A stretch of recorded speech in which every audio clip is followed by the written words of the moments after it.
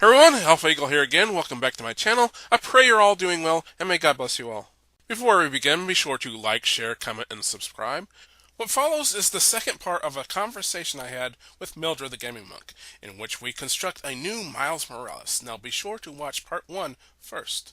Now in this second part we discuss Miles' powers and some of his villains. Now, I have to apologize for a clicking sound that you might hear.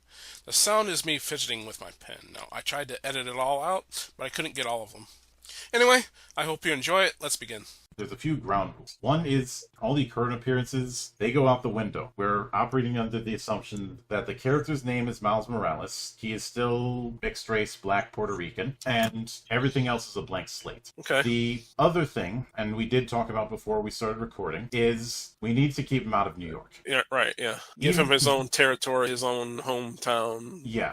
His own area. Keeping him out of New York is out of the question, then at least put him in one of the other parts of New York besides Manhattan or possibly Queens. Right. Because those areas, there's far too much baggage tied to Spider-Man with that, tied to Peter Parker with that. Right. So in order to do it, you have to put him in a spot where you can have him stretch his legs. And a case in point with this kind of thinking is the difference between Gotham and Neo-Gotham, between OG Batman, Bruce Wayne and all that, and Terry McGinnis. Aside from the name, there's very little in common that Neo-Gotham has with Gotham. There's a few historic areas that were used for an episode or two, but that's it. And it's that is to give this hypothetical Miles some breathing room to actually develop. Yeah. And as far as the power creep issue, there's one idea that I've been kicking around for a while that I wanted to run by, and you can tell me if this would work or not. Okay, let's hear it. So the radioactive spider that bit Peter was just a common spider. Yeah, I believe so. I'm thinking that the one that bites Miles, and I wouldn't go with radioactive, I'd go with modification. Okay. Is not a common spider, but a wolf spider. All right, I've never heard of a wolf spider, but go ahead. Wolf spiders are in the arachnid family. But the key thing with them is that they are very, very good jumpers, and they do not spin webs. Oh, interesting. So already you have a significant departure. That actually sounds really good to me because, again, going back to my list of things that I don't like about Miles is that he has the exact same powers as Spider-Man. So this would separate him from, we'll say, then Peter Parker. Yeah. There are some rare exceptions, but they usually don't spin webs. Okay. Wolf spiders tend to pounce upon their prey rather than catch it in webs or something like that. So kind of like early Superman. Early Superman, he didn't fly, he leapt. He leapt. He was higher than the tallest building, or whatever the saying goes. Yeah. The other thing is that they tend to rely on camouflage. Okay. Which is why they don't have as flashy of an appearance as like a Black Widow or something like that. But the bigger point with this is, in doing so, you have a type of Spider-Man-like character that is not using the same kit. Right. This particular approach would very much be built around acrobatics. Okay. Acrobatics and possibly flash. Okay. I could see putting some comic book stuff of him having some abilities that don't make him invisible per se, but make him harder to perceive. Okay. Kind of like a chameleon. That's one route. The other route, it would be doing things like being able to slow down his heartbeats and body temperature so it's not as detectable. Okay. That is one option of camouflage. The other might be creating pheromones, creating hallucinations. Oh, okay. That sounds interesting. I think that the pheromones with hallucinations, I think that's a little bit more interesting than, what'd you say, slowing your heartbeat and what else? And reducing body temperature. Reducing body temperature. If I go the hallucination pheromone thing, the approach I'd probably take is a reflexive thing that happens as a means to get away. So the hallucinations aren't major, but more of they see versions of him that aren't there. Okay. Kind of thing. It's not like the kind of hallucinations that you'd see from Scarecrow's fear gas or something like that. It's not that extreme. I was just about to bring up Scarecrow's fear gas, yeah.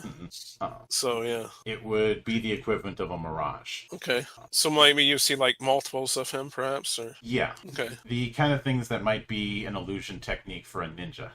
Okay, yeah. I am going full circle with that because there was that weird Marvel Mangaverse idea that had Spider-Man as part of a ninja clan. Yeah, I remember that. Which, that thing was weird, but I appreciate that it committed to trying to embrace anime weirdness. Yeah. As opposed to like the Marvel Madhouse animation project that played it too straight, in my opinion. Especially with Wolverine. I mean, the Japan saga was right there. What the hell? Right. But the other reason I want to go this route is it allows the opportunity to use Marvel villains that haven't been used as much, I'm actually glad you brought that up, because that was another thing on my list, is that he uses the exact same villains as Peter Parker. So yeah. So Goblin out, Osborn family out, Rhino yeah. out, Mysterio out. None of those I feel should be used. As far as the idea of who modified the Spider, the video game had Alchemax as one of his major antagonists. I'd be fine using them or just any other biotech corp. Okay. It doesn't have to be Alchemax. It can be one that's completely made up. Well, all of them are completely made Yeah, up. but completely made up for this is what I meant. Yeah, okay. Okay.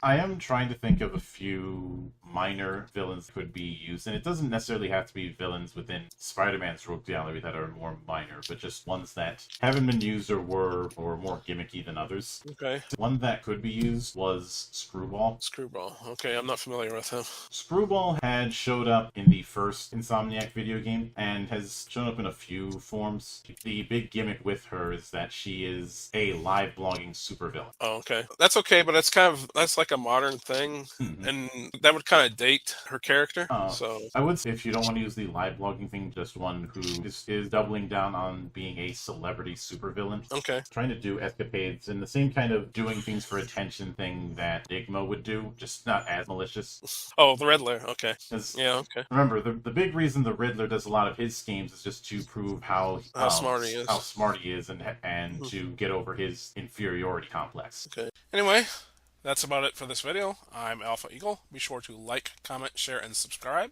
God bless you for watching. God bless America. I pray that you enjoyed our conversation, and look out for part 3.